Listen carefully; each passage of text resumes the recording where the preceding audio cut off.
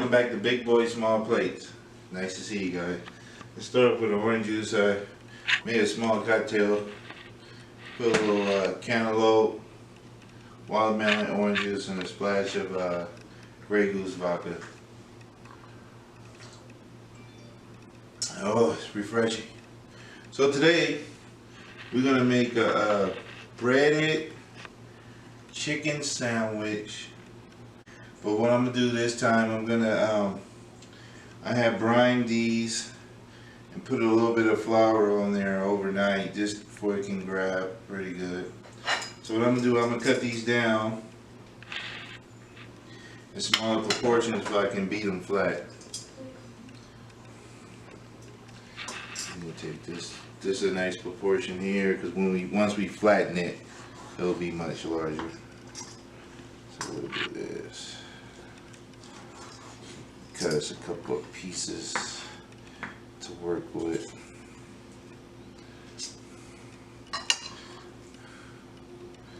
Have a couple more pieces. How you guys doing out there in YouTube land? Hope everybody's well. Wax paper. Use the wax paper. That's a point of contact with the chicken. But the mallet won't hit it directly. Use our wax paper, and the wax paper prevents it from losing any of its seasoning also. So we go hard on there. Wax paper. Take a rubber mallet. Some people use a steel mallet for steak and stuff, but this is chicken, so you go with a rubber mallet and he's gonna just beat it, flatten it out a little bit. Not super hard, but just let the weight of the mallet do the work. That's pretty flat. Then you go to the next one. I'm gonna do the same thing. Some parts are gonna be a little bit tougher than others. I suggest this to give it a little bit more flatness. Give it a couple extra whacks. We got some canola oil over here warming up. We'll go to general seasoning. We're going to Laurel's allspice. Just a little tap. Don't overpower the natural taste of the chicken. And we go with the ground black pepper, freshly crushed. It's a nice little proportion. We go to Laura's again, the garlic salt. It's always help pull chicken. And we're gonna go with the Himalayan salt. This is a good binder for flavor. And what we're gonna do, we're gonna flip this over and season like we did on the first. Now we're gonna go with our breading.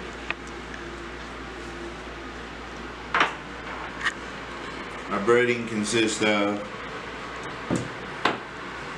2 large eggs that I'm gonna crack and whisk.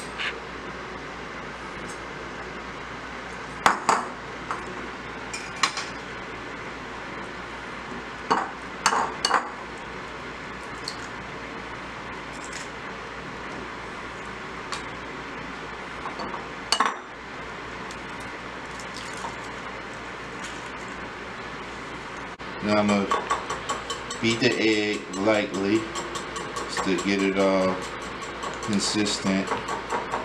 A small wash.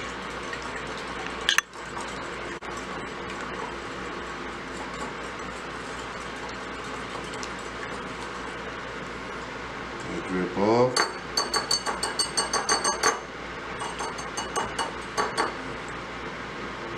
Put this here.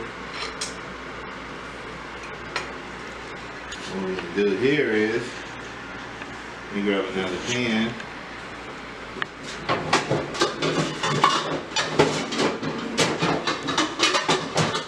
It's going to be our resting pan. So we do all the breading, rest them there, and put them onto the skillet. So I'm going to make sure the skillet is nice and hot, so I'm going to bring the skillet up to about 325, 315. That's canola oil I'm using.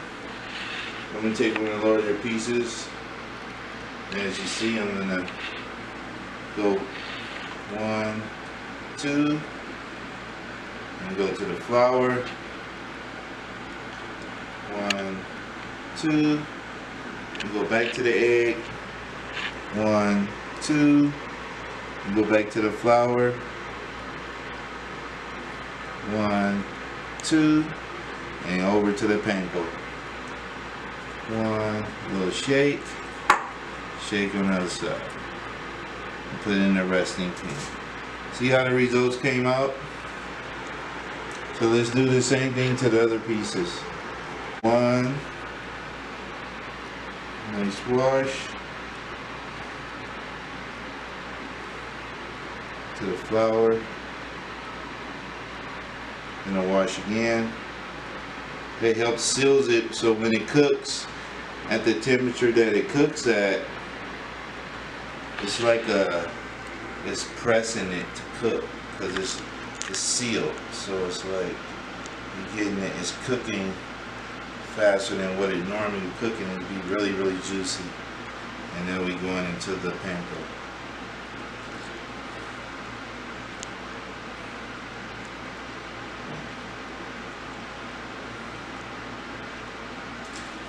Back at you. Big boy, small plates. Now we made to the point now we about to put the chicken inside of the oil, canola oil, after we did the breading. We lift up here, everything's dry, and put it in gently.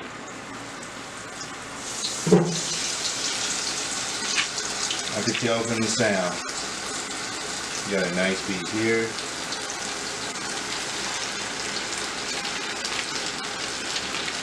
Another piece. I don't want to overcrowd the fryer, so I'll only go with 3 pieces for now.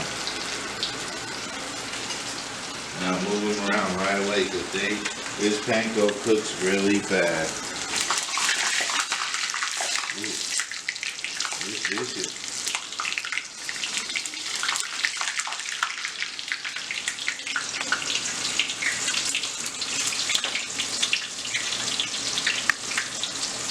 Cooked there.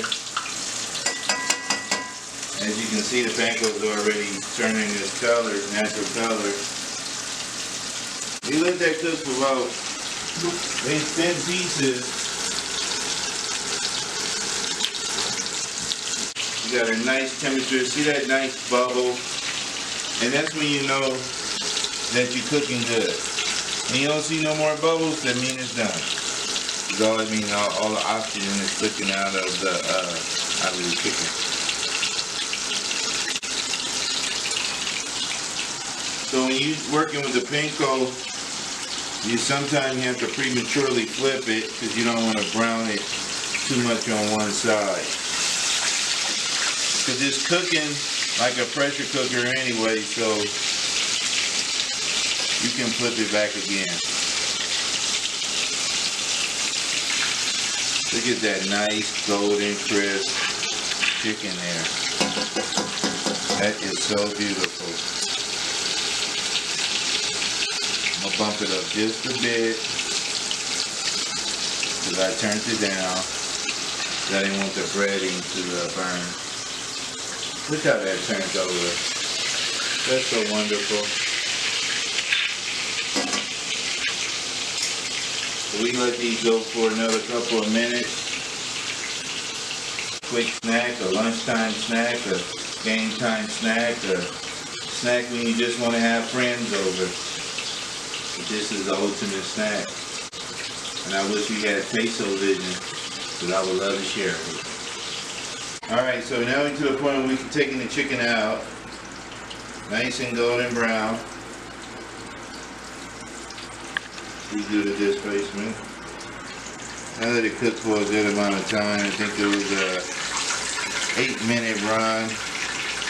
It was thin and pounded out, so that's a good amount of time.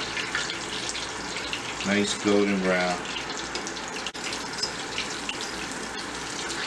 Put that over. Knock off the oil. Go to cut it down the middle, show you guys what we have in the middle before we prepare our sandwich. So we're cutting it down the middle.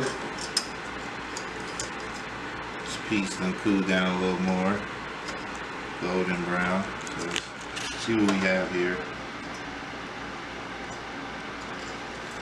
It's real crisp. Oh yeah, it's nice. Show the fans. Oh yeah, it's nice and tender. See that? All white, pure white. Done all the way through this in the middle of the meat. Hey, welcome back. We're about to put this chicken sandwich together that we prepared earlier.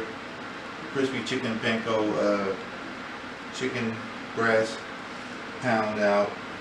We cool itself down. It's a little warm out here, and a splash of Grey Goose. So what we're gonna do first, we got some fresh baked bread here. Nice long loaves. What we're gonna prepare a couple of sandwiches. We got some vine tomatoes we're gonna use. We got from the grocer. We got some red lettuce. We have sprouts. Give it a little crunch. Some little diced up green onions. We have some pickles that's gonna balance it. Mayonnaise, mustard, and dill peppers. All right, let's put this sandwich together, you guys, so you guys can enjoy it. So I'm gonna start with the mayonnaise. It's organic mayonnaise. Put a generous amount on there because it's a nice amount. But we're gonna split it anyway, so a nice proportion. Then we take our spiced mustard, shake it well. And we wanna put it on here. And just make W's, small W's. Top side, we're gonna go with the, we always put the meat on the mustard side.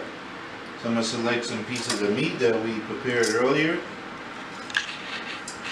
We have some nice pieces here to select from. We're gonna go with this piece. So that fits around the bread, you don't have a lot of mix. We can go with this piece here to complement it. Have a full piece. Then we'll go with the, I like to put the lettuce on one side, dress it.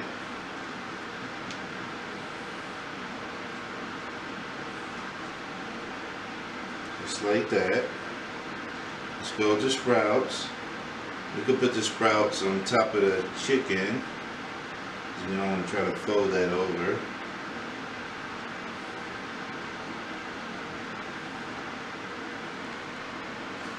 Then we go with the red cherry tomatoes. Put some each little square we have. This one little thing keep dropping off. This one there.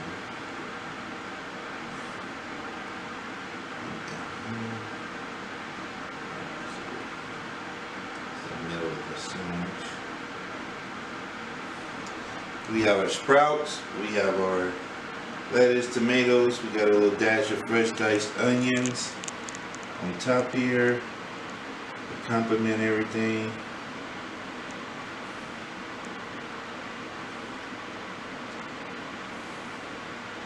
And we go with our dills. We have this the peppers. They're mild. A jar of peppers. You can get them at any grocery store.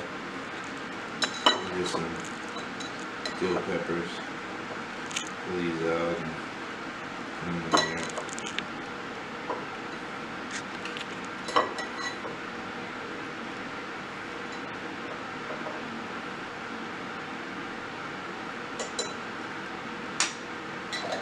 That out the way. And now it's time to form our sandwich. I'm Most people are like, oh, it's tough to roll over a sandwich. I say, yeah, I know, I see it all the time. So my technique is I take the lighter side, that's the vegetable side, and I roll it really close and roll it quickly. And we press it down. And since we're gonna slice this sandwich, I'm gonna get a good slice. So we have our two toothpicks here, and we poke them in the sandwich where the sandwich won't move on us. Take a nice shredded meat cutter and center the bread. And you just want to make a nice shear right across the bread. Oh yeah, beautiful. I can smell the sandwich now. You turn the proportions around and tell me what you think. Is that a game changer or what? You let me know.